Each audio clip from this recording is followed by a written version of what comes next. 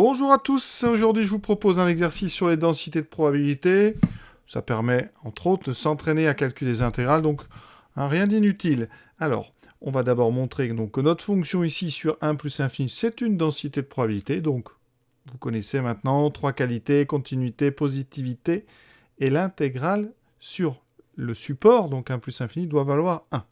Et avec ça, on va calculer trois petites intégrales, enfin trois petites probabilités, dont une en 4, probabilité continue, probabilité conditionnelle, qui pose tout le temps des problèmes, donc ça sera l'occasion d'en reparler. Voilà, et on finira, petit calcul d'intégrale, très facile, calculer l'espérance. On est parti, donc pourquoi est-ce que cette fonction, c'est une densité de probabilité? Alors si on fouille dans le cours de terminale, la continuité de cette fonction, elle est propre à son caractère rationnel. C'est une fonction rationnelle, ça. Donc f est rationnel sur l'intervalle 1 plus l'infini, il n'y a pas de souci, la valeur interdite c'est 0. Donc on n'est pas du tout dans un domaine où il y a la valeur interdite. F rationnel, donc f est continu sur son ensemble de définitions, donc ici, sur 1 plus l'infini. Positif, on a pour tout x, donc on est pour x supérieur ou égal à 1, effectivement, x cube est donc positif, même strictement positif, 2 est strictement positif, donc le rapport des deux est un nombre strictement positif. Et donc supérieur ou égal à 0. Conclusion, f est donc positive sur 1 plus l'infini. Voilà. Et maintenant, cette intégrale, alors là, est intéressante, parce qu'on a une intégrale qu'on va devoir calculer sur 1 plus l'infini. Vous avez une borne infinie, donc ça, c'est un petit peu nouveau, et que ça n'apparaît dans le programme de terminale qu'avec les densités de probabilité. Donc, on va aller doucement. Alors, pour calculer une intégrale de 1 à plus l'infini, on n'a pas trop de choix. La définition, eh bien, c'est d'abord de calculer l'intégrale de 1 à t, en prenant t supérieur ou égal à 1. Et j'ai l'intégrale donc de f de x dx. Donc, je vais chercher une primitive sur l'intervalle 1t de ma fonction, donc d'expression 2 sur x3 dx. Qu'est-ce qui donne en dérivant 2 sur x3 ? Eh bien, on est pas loin de la dérivée d'1 sur x2 que vous devez connaître. Quand on dérive 1 sur x2, ici, ça fait moins 2 sur x3. Donc, on est presque à la dérivée d'1 sur x2. On est à la dérivée de moins 1 sur x2. Donc, ici, primitive, on va prendre moins 1 sur x carré. On remplace par t d'abord, moins 1 sur t2, moins 1 sur 1 au carré. Donc, vous voyez que ça me donne ici moins 1 sur t2 plus 1. Je vais faire un petit peu de place. Donc, mon intégrale, elle vaut 1 moins 1 sur t2. Et maintenant, si je veux l'intégrale de 1 à plus l'infini, je vais vérifier que cette intégrale-là, elle a bien une limite finie quand t tend vers plus l'infini. Or, la limite, donc quand t tend vers plus l'infini de 1 moins 1 sur t2, c'est assez évident, ça fait 1. Le 1 sur t2 tend vers 0. Donc, eh bien, la limite existe. Donc, la limite quand t tend vers plus l'infini de l'intégrale de 1 à t de f de x dx, c'est donc 1. Et donc, on appelle ça l'intégrale de 1 à plus l'infini. Ça veut dire que ma fonction f, c'est bien une fonction de densité. Là, les trois qualités qu'il fallait. L'air sous la courbe vaut bien 1. Alors, c'est une aire qui a une base infinie. C'est un peu étrange quand même, mais on va admettre que cette aire, elle vaut exactement 1 par passage à la limite. Deuxième question. Alors, on attaque le calcul des probabilités x. Donc, ça suit la loi de densité. Ça veut dire que si vous voulez p de x plus petit ou égal à 2, c'est donc la probabilité que x se trouve entre 1 et 2, parce que x appartient à l'intervalle 1 plus l'infini. D'accord, donc sur mon dessin, l'aire ici que j'ai colorée, elle vaut 1, et vous cherchez, l'aire de la zone qui est entre 1 et 2. Donc cette aire-là, vous voyez, ça représente quand même pas mal, on va voir. Alors c'est difficile à évaluer parce que ici, vous avez une partie qui n'a pas l'air bien grande, mais elle est infinie, alors peut-être qu'à force, ça fait beaucoup, donc on va essayer de voir un petit peu. Alors ça donne une intégrale, donc, de 1 à 2. Alors ça va, parce que ça, c'est une intégrale sur un segment. Alors ma primitive n'a pas changé tout au long de l'exercice. On va prendre à chaque fois moins 1 sur x carré. Donc je remplace d'abord par 2, moins 1 sur 4, moins 1 sur 1. On obtient moins 1 quart plus 1, ce qui fait 1 moins 1 quart, donc 3 quarts. Cette zone, elle représente 0,75, donc 75% de la zone totale.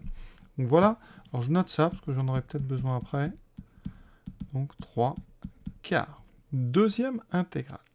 Et deuxième probabilité, P de x supérieur ou égal à 3. Alors là, on va ruser.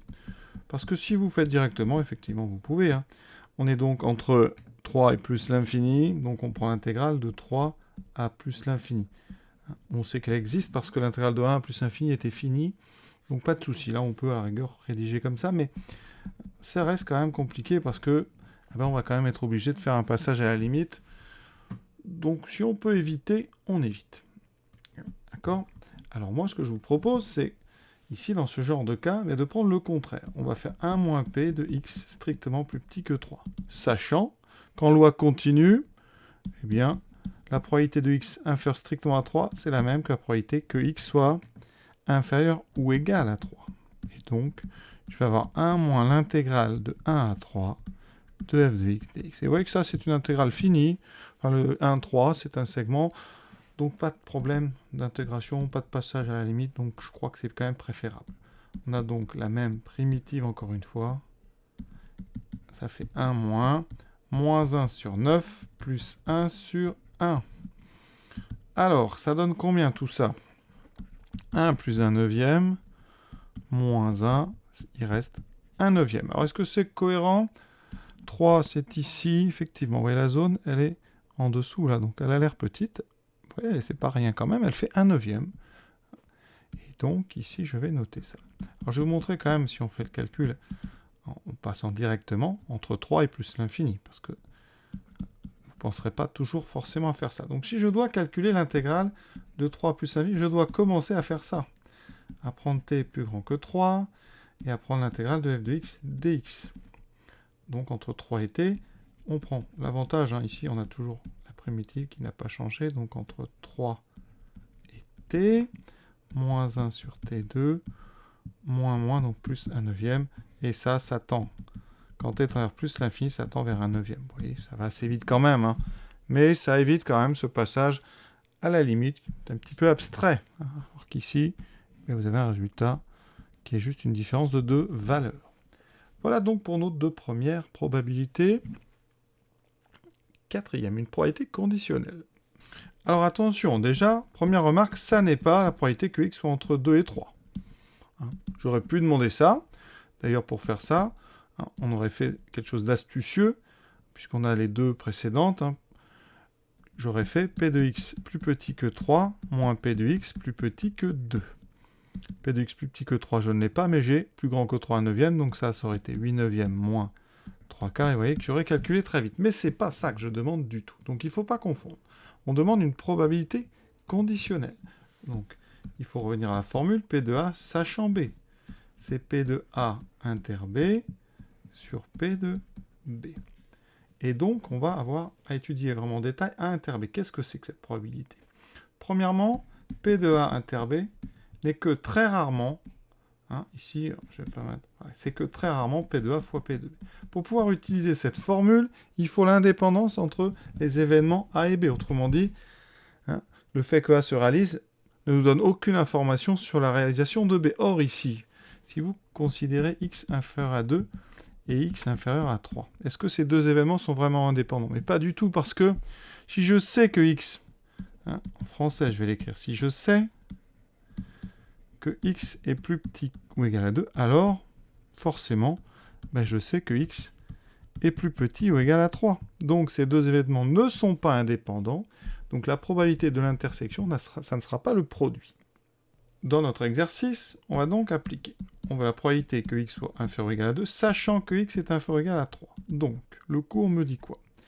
Que ici, j'aurai une probabilité, et une seule, hein, probabilité que x soit inférieur ou égal à 2, inter x inférieur ou égal à 3. Alors ici, en général, on met des petites parenthèses. On a deux événements, il faut trouver l'intersection, et dessous, on aura ceci. Alors, c'est le haut qui m'intéresse. C'est là vraiment qu'on trouve toutes les erreurs. Comment calculer ça? Certains élèves, effectivement, hein, pensent, et c'est faux, eh bien, que ça sera tout bêtement le produit des deux. Je l'ai dit, ça n'est pas vrai. Dans la plupart des cas, ça n'est pas vrai du tout. Et donc, il va falloir étudier cet événement indépendamment de la lettre P. C'est-à-dire, on ne regarde pas pour l'instant sa probabilité. On regarde ce que c'est que cet événement. Alors, je cherche l'ensemble des x qui sont inférieurs ou égaux à 2 et en même temps inférieurs ou égaux à 3. Alors, on fait un petit dessin tout simple. Certains ont déjà la réponse d'ailleurs. Donc, on veut des nombres x qui sont plus petits ou égaux à 2 et en même temps plus petits ou égaux à 3. C'est-à-dire des nombres qui sont dans les deux zones ici. Eh bien, c'est simple, c'est la zone commune. Donc ici, on trouve x inférieur ou égal à 2. Ça veut dire tout simplement que l'ensemble des x qui sont inférieurs ou égaux à 2, il est inclus dans l'ensemble des nombres qui sont inférieurs ou égaux à 3. Et donc, vous voyez, ça veut dire que ces deux éléments, ils ne sont vraiment pas indépendants. L'un est carrément à l'intérieur de l'autre. Donc ici, ça va être étrange, mais la probabilité qui est en haut, c'est tout simplement la probabilité de x inférieur ou égal à 2. Alors ça choque beaucoup d'élèves, parce qu'en haut n'apparaît plus 3. Hein, mais c'est normal, parce que eh bien, on avait une inclusion d'un intervalle parmi l'autre, et donc il n'apparaît plus qu'un seul des deux. Ça ne doit pas vous choquer, ça arrive très fréquemment.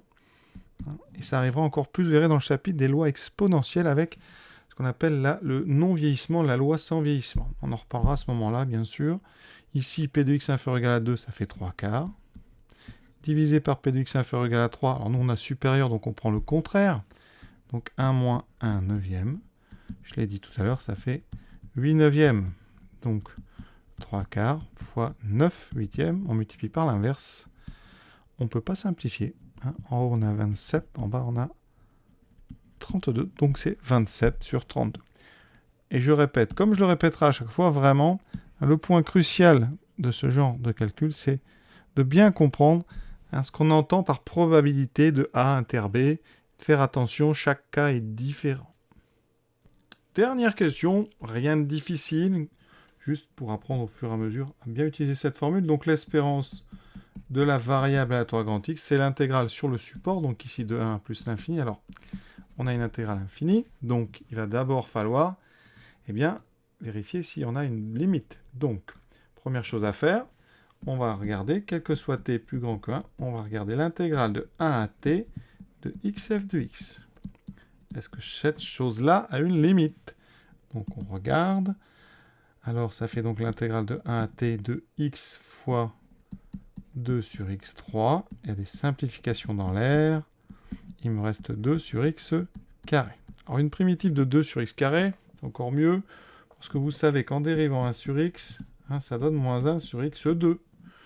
Donc celle-là, on la connaît encore mieux. Bon, il y aura un moins qui traîne. Et on aura le 2 qui est là, qui va y rester. Donc on a moins 2 sur x. C'est-à-dire moins 2 fois 1 sur x. 1 à t. Je remplace d'abord par t. Moins 2 sur t. Moins, et je remplace par 1. Conclusion, ça me fait donc 2 moins 2 sur t. Et je vais regarder ce qui se passe quand t tend vers plus l'infini. C'est assez évident. Hein. Quand t est envers plus l'infini, cette chose-là tend vers 2.